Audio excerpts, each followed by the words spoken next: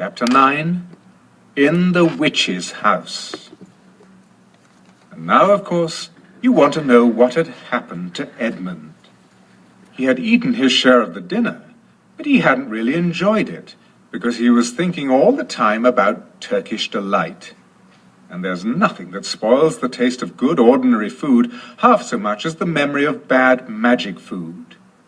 And he had heard the conversation, and hadn't enjoyed it much either, because he kept on thinking that the others were taking no notice of him and trying to give him the cold shoulder. They weren't, but he imagined it. And then he had listened until Mr. Beaver told them about Aslan, and until he had heard the whole arrangement for meeting Aslan at the stone table. It was then that he began very quietly to edge himself under the curtain which hung over the door, for the mention of Aslan gave him a mysterious and horrible feeling, just as it gave the others a mysterious and lovely feeling.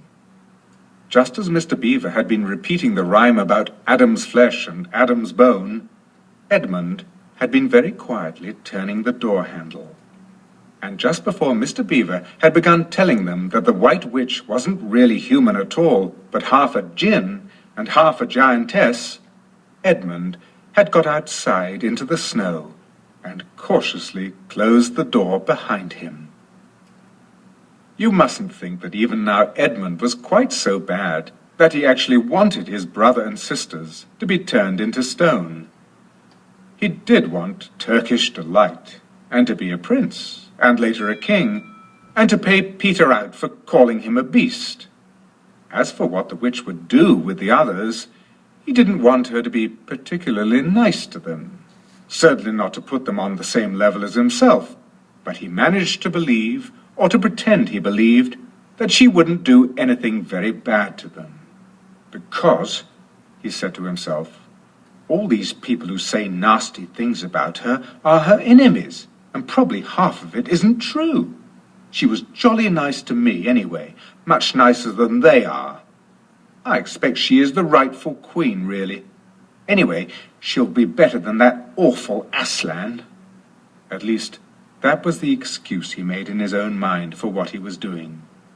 It wasn't a very good excuse, however, for deep down inside him, he really knew that the White Witch was bad and cruel. The first thing he realized when he got outside and found the snow falling all round him was that he had left his coat behind in the beaver's house. And of course, there was no chance of going back to get it now.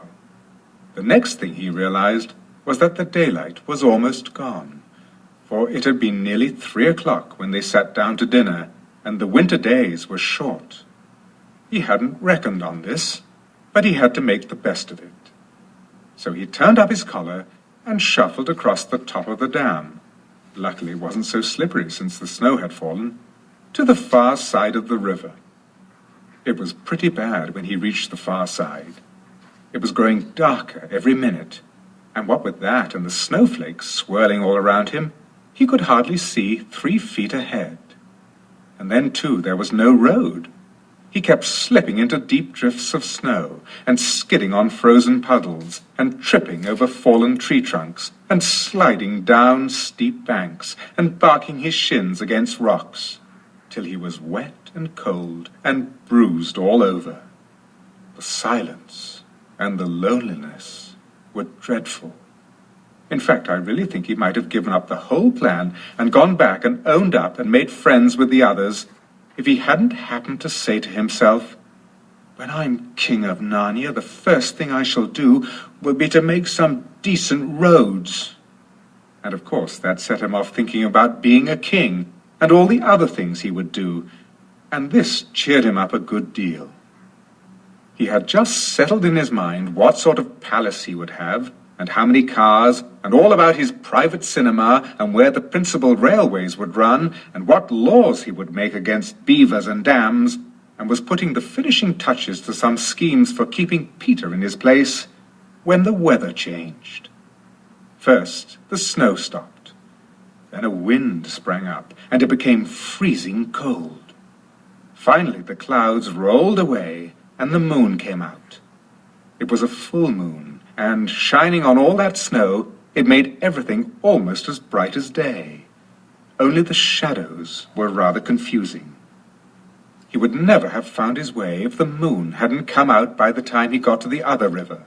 You remember he had seen, when they first arrived at the Beavers, a smaller river flowing into the great one lower down. He now reached this and turned to follow it up. But the little valley down which it came was much steeper and rockier than the one he had just left, and much overgrown with bushes, so that he could not have managed it at all in the dark. Even as it was, he got wet through, for he had to stoop under branches, and great loads of snow came sliding off onto his back. And every time this happened, he thought more and more how he hated Peter, just as if all this had been Peter's fault. But at last he came to a part where it was more level, and the valley opened out. And there, on the other side of the river, quite close to him, in the middle of a little plain between two hills, he saw what must be the White Witch's house, and the moon was shining brighter than ever. The house was really a small castle. It seemed to be all towers, little towers with long pointed spires on them, sharp as needles. They looked like huge dunces' caps or sorcerers' caps, and they shone in the moonlight, and their long shadows looked strange on the snow. Edmund began to be afraid of the house, but it was too late to think of turning back now. He crossed the river on the ice and walked up to the house. There was nothing stirring, not the slightest sound anywhere. Even his own feet made no noise on the deep, newly fallen snow. He walked on and on, past corner after corner of the house, and past turret after turret, to find the door. He had to go right round to the far side before he found it. It was a huge arch, but the great iron gates stood wide open. Edmund crept up to the arch and looked inside into the courtyard, and there he saw a sight that nearly made his heart stop beating. Just inside the gate, with the moonlight shining on it, stood an enormous lion, crouched as if it was ready to spring. And Edmund stood in the shadow of the arch, afraid to go on and afraid to go back, with his knees knocking together. He stood there so long that his teeth would have been chattering with cold, even if they had not been chattering with fear. How long this really lasted, I don't know, but it seemed to Edmund to last for hours. Then at last he began to wonder why the lion was standing so still, for it hadn't moved 1 inch since he first set eyes on it. Edmund now ventured a little nearer, still keeping in the shadow of the arch as much as he could. He now saw from the way the lion was standing that it couldn't have been looking at him at all. But supposing it turns its head, thought Edmund. In fact, it was staring at something else, namely a little dwarf who stood with his back to it about 4 feet away. Aha, thought Edmund. When it springs at the dwarf, then will be my chance to escape. But still the lion never moved, nor did the dwarf. And now at last Edmund remembered what the others had said about the White Witch turning people into stone. Perhaps this was only a stone lion. And as soon as he had thought of that, he noticed that the lion's back and the top of its head were covered with snow. Of course, it must be only a statue. No living animal would have let itself get covered with snow. Then very slowly, and with his heart beating as if it would burst, Edmund ventured to go up to the lion. Even now he hardly dared to touch it, but at last he put out his hand very quickly, and did. It was cold stone. He had been frightened of a mere statue.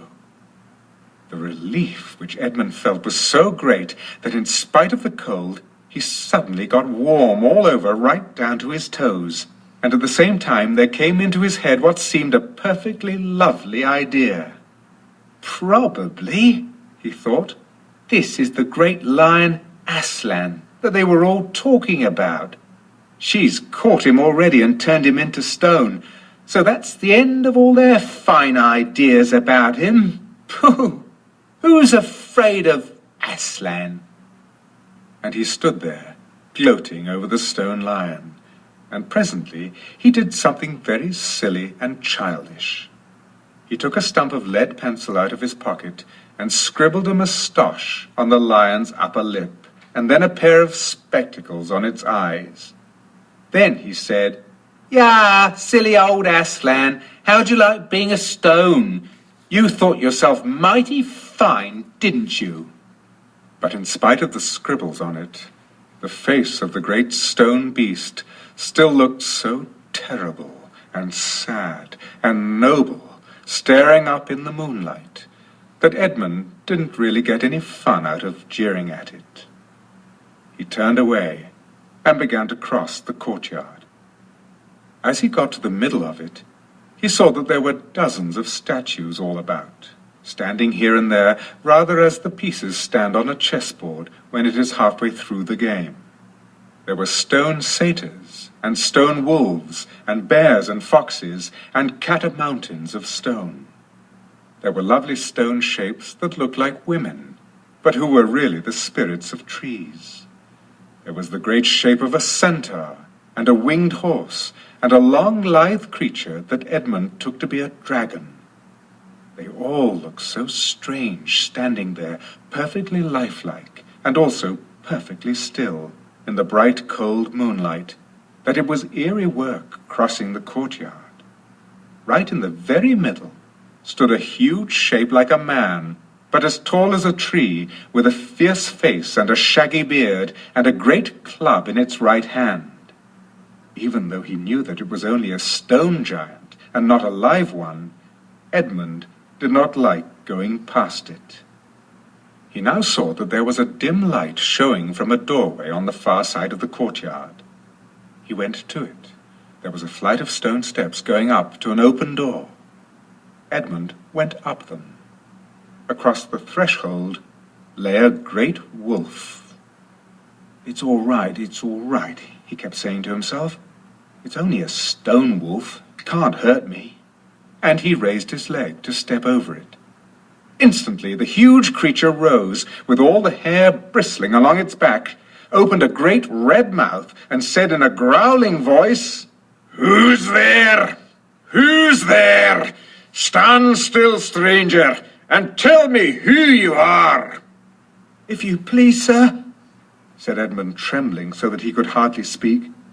"My name is Edmund, and I'm the son of Adam that Her Majesty met in the wood the other day, and I've come to bring her the news that my brother and sisters are now in Narnia, quite close in the beaver's house. She wanted to see them." "I will tell Her Majesty," said the wolf.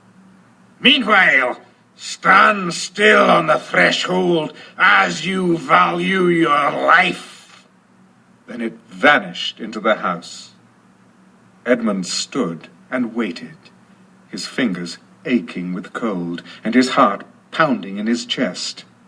And presently the grey wolf, Morgrim, the chief of the witches' secret police, came bounding back and said, come in, fortunate favourite of the Queen, or else not so fortunate."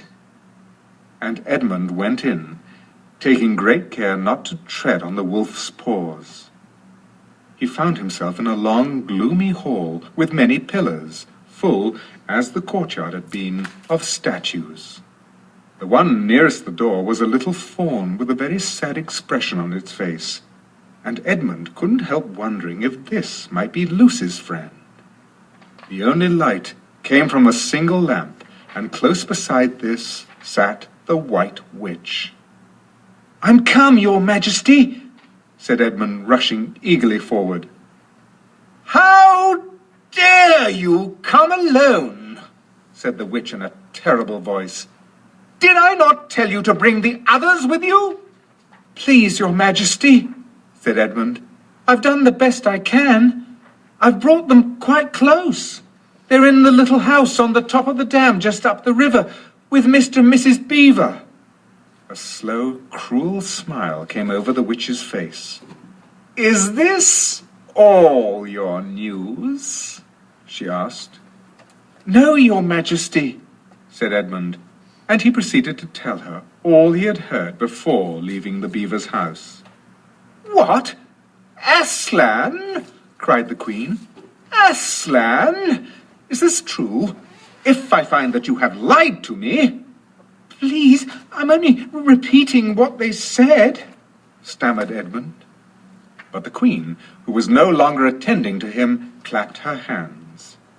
Instantly, the same dwarf, whom Edmund had seen with her before, appeared. Make ready our sledge, ordered the witch, and use the harness without bells.